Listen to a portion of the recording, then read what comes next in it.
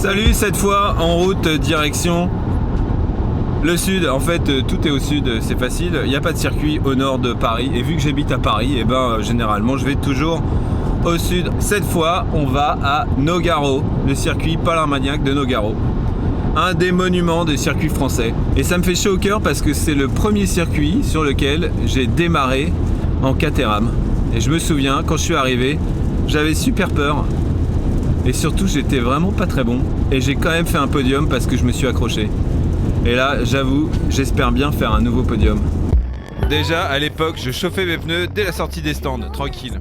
Et je disais bonjour à tout le monde. Salut. Salut toi. Voilà, allez, coucou. Salut. Bon, allez, c'est parti pour la course. Je fais patiner les pneus pendant 2h30. Voilà, mais je suis super motivé. La visière, ok. Voilà, j'avais du mal à tout mettre ensemble. Par contre, ce qui était cool à l'époque, c'est que je conduisais qu'à une main. Tout à une main. Tranquille, pépère. Voilà. Et là, je vais me faire toute la ligne droite avec une seule main. Bah ouais, pourquoi se fatiguer les deux? À la fin de la saison, c'était cool. J'avais que le gant gauche usé. J'avais un gant droit neuf. Et quand même, je freinais déjà super tard, mais quel inconscient. Je me demande comment je gardais le contrôle de ma voiture. Par contre, quand on voulait me doubler, je lâchais rien. Là, déjà, j'étais à l'attaque. Voilà, et je faisais plein de gestes super avec mon volant pour garder la voiture droite. Hop. Super, j'ai bien progressé quand même. Et voilà, mon premier podium, ma première course était magnifique. Nogaro, un circuit mythique qui date des années 60, qui a été inspiré par le circuit américain de Sebring, construit sur une base de l'armée américaine, un peu comme notre circuit à Brienne-le-Château, qui est construit sur une base de l'armée de Brienne-le-Château. Et puis là, comme il faisait moche à Paris, c'est quand même plus cool de descendre dans le sud. Là, j'ai fait 7 heures d'autoroute, je suis à proximité de Toulouse, je suis presque arrivé. Eh, il pleut, trop naze. Alors là, voilà, on est dans un épisode typique du sud-ouest. C'est ce que les gens appellent ici la qualité de vie. Pour avoir vécu à Bordeaux, il pleut tout le temps. Bon, c'est vrai que ça dure pas longtemps, mais là, il pleut. C'est la qualité de vie du sud-ouest. De l'eau et des pains. Et du magret de canard. Et là, on fait un petit break sur les sportifs parce que je prends une voiture familiale pour y aller. Oui, le plus beau break du marché. Vous voyez pas?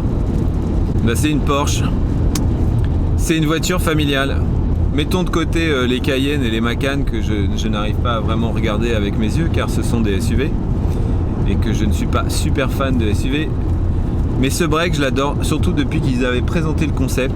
La Panamera Sport Turismo. Un jour, ils feront des noms plus courts. Ce sera plus facile pour nous. On pourra dire le break de chez Porsche. Ils auraient dû l'appeler le break. La version que j'utilise, c'est la 4S. 440 chevaux dans un break, c'est cool. Le break, ça coûte à peu près 3000 € plus cher que la berline normale. C'est quand même beaucoup plus grand que la RS5 et pourtant, c'est le même moteur. Avantage à Porsche en dynamisme sur la route. Pourtant, les deux ont les 4 roues directrices. J'aurais préféré des jantes noires, mais surtout, voir ma voiture grise sur le tableau de bord. Là, elle est noire. C'est important, les détails. Ils ont fait une nouvelle console centrale avec des logos qui sont apparents sous une petite vitre et quand on appuie ça fait clic, c'est trop chic. Donc là par exemple je vais mettre source et ça fait un petit clic. Là ça fait un clic. Source c'est quand on a soif je crois. Et il y a un bouton Climate. Et ils ont fait vachement d'efforts sur le taux d'émission de CO2 de leur moteur, donc c'est le Climate Change. Ah non c'est la climatisation. Il y a un bouton car quand on sait plus dans quelle voiture on roule, on appuie et ça nous dit tiens, t'es dans une Porsche. Il y a un bouton assist pour les gens qui ont toujours besoin des autres. Il y a un bouton apps, c'est quand il n'y a personne. Il répond apps. Bon, on arrive sur le circuit pour la première course. Et comme d'habitude, les essais, c'est fait pour essayer. Voilà, j'essaye le freinage. Ça colle un peu ce matin, je dirais. Ah, y a pas que moi, hein. Bon, là, je suis pas mal, mais j'arrive pas à passer aussi vite que lui. C'est bizarre, ça glisse. Ah, bah. Là, j'y vais. Allez, un bon freinage bien maîtrisé. Je suis toujours devant. Bien joué. Allez, Je suis prêt pour la course. Dernier repérage là. Je suis. Oh. Bon. Ça rentre plus fort ici d'habitude. Et c'est parti pour la course avec un départ tout à fait moyen, avec un peu trop de patinage. Mais je reste concentré à l'attaque du premier freinage. Faut un peu fermer la porte ici, Tony, voilà. Ça c'est bien. Je suis en embuscade. Bon, et là, l'escargot, j'y arrive jamais. Je sais pas comment faire ce virage. Tout le monde me remonte à chaque fois. Et ferme la porte, Tony. Voilà, et je me lance dans la ligne droite et on va voir que mon moteur a bien la santé. Ou alors c'est moi. Je sais pas, c'est les deux. Là, je suis déjà un peu loin. Mais que vois-je dans mes rétros? Bon bah voilà, je suis un petit peu arrêté. Oh, bah vas-y, passe, t'as qu'à passer.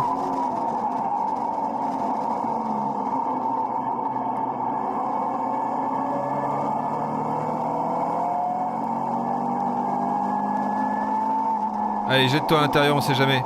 Hop là, bien joué. Ça sort large derrière, hein. Bon, après tout, c'est pas si mal. Je me dis que là, si je fais un bon freinage, je serai bien placé pour la prochaine ligne droite. Donc, je m'applique. Et voilà, pneu froid, c'est complètement raté. Bon, je sors pas si mal, mais là, à droite, je vois de la fumée. Je me dis, tiens, c'est bizarre. En fait, derrière nous, il y a eu un petit accident et des voitures ont pris feu. Heureusement, tout le monde est indemne. Drapeau rouge, on part pour une nouvelle course dans 5 minutes. Et c'est reparti. Avec un meilleur départ cette fois, un bon start. Et me voilà 4e. Trop cool.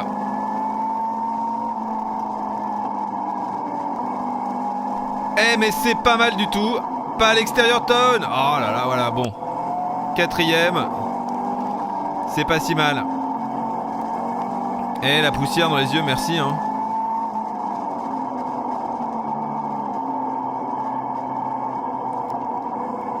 Et là je colle, je me dis il y a la ligne droite, je vais pouvoir faire la spi, ça va être cool. Ah, je suis pas très bien sorti. Allez. Voilà, je suis complètement garé, ils sont déjà tous derrière moi. Oh, le vent que j'ai pris dans la ligne droite, allez. C'est la journée porte ouverte. Et ça se jette dans tous les sens. Attention. Oh là là. Nul.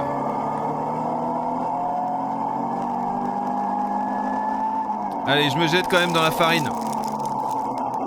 J'ai récupéré une place. Tu passeras pas.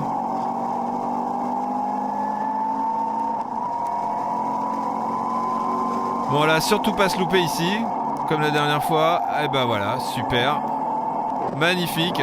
Voilà. Splendide. Ah bon bah super.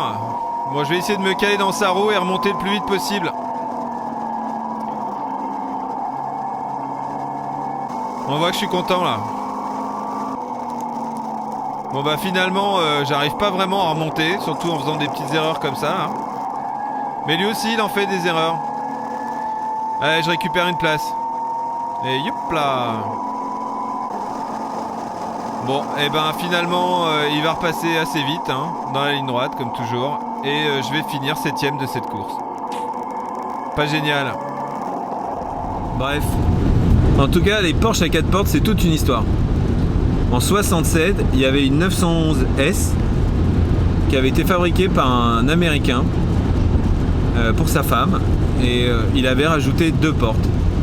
Après, il y a eu quelques projets basés sur la 928, mais la plus jolie pour moi, c'est la 928 H50. Qui a un vrai break de chasse avec un arrière très spécial, des petites portes sur le côté, et en gros c'est une grosse 928 et ça c'est super mignon. Enfin, fin des années 80, Porsche avait créé la 989 qui devait être une berline 4 portes Mais il s'était aperçu que ça coûtait trop cher et à cette époque-là, c'était un peu la crise. Donc ils ont abandonné. Ils ont lancé le Cayenne, on a dit qu'on n'en parlait pas. Et finalement, ils ont décidé de lancer la Panamera. Et la Panamera, je crois que le coût de développement de la voiture, ça approche du milliard d'euros. Donc ils avaient gagné un peu de thunes avec le Cayenne. Donc ils se sont dit, on va faire une berline. Et ils ont bien fait parce que les gens avaient vraiment besoin d'une berline Porsche. Ils sont sympas chez Porsche. Et c'est parti pour la deuxième course du week-end. Et là, je fais un départ pas loin d'être cataclysmique. J'ai patiné, j'ai mal mis les vitesses et surtout j'ai changé ma réparte de frein et là je flippe. Je me dis non, je comprends plus ma voiture. Du coup sur le freinage, je suis un petit peu sur des œufs. C'est pas très malin ce que j'ai fait. Et voilà, et tout le monde passe gentiment, comme un petit train, en se disant qu'est-ce qui se passe, Tony, il sait plus freiner.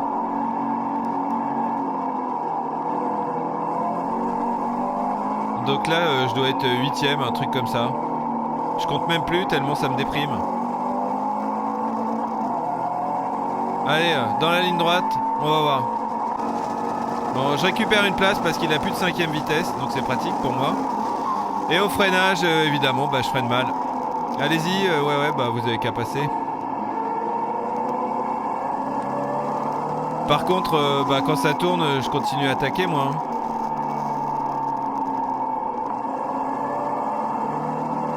Bon, ça c'est pas mal.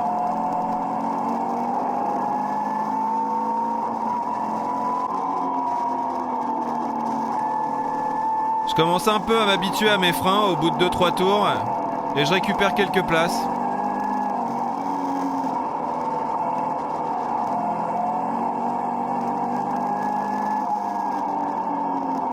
Ça se bagarre, hein.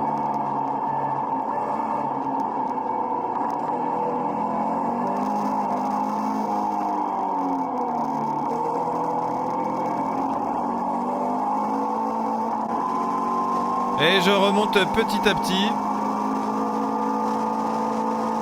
vers la tête de course. Je m'habitue un peu à mes freins spéciaux là. Oh non, j'ai raté la vitesse. Et voilà, allez-y, ok. Tout ce travail pour rien.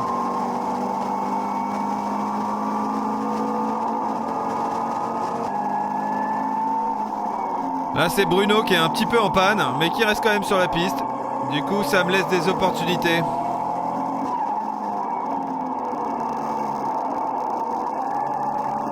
Bon, j'attaque, c'est un peu mieux, mais oh là, c'était chaud. Allez, je remonte petit à petit. Youhou, ça passe pas loin.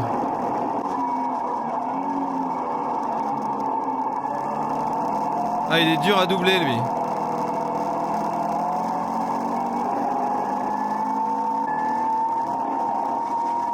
Allez, à la spi.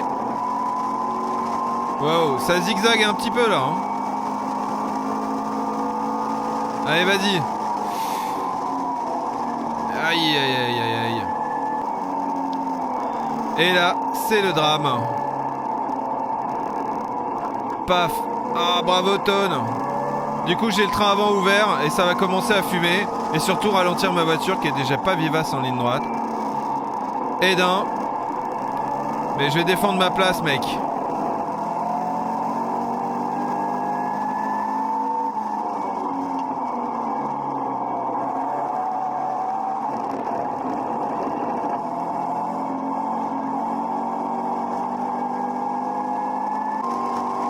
Et voilà, la voiture elle est garée en ligne droite et je peux rien faire.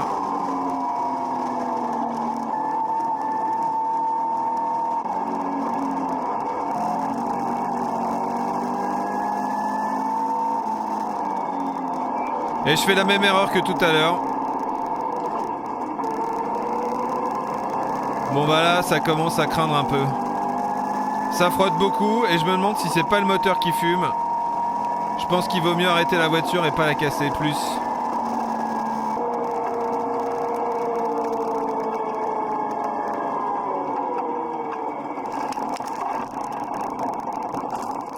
Ouais, je suis super content, c'est la première fois que j'abandonne. Voilà mon taxi.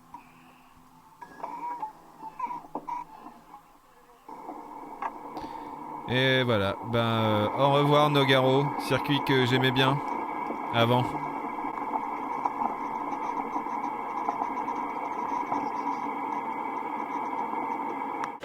Bon salut à tous, moi je rentre à Paris.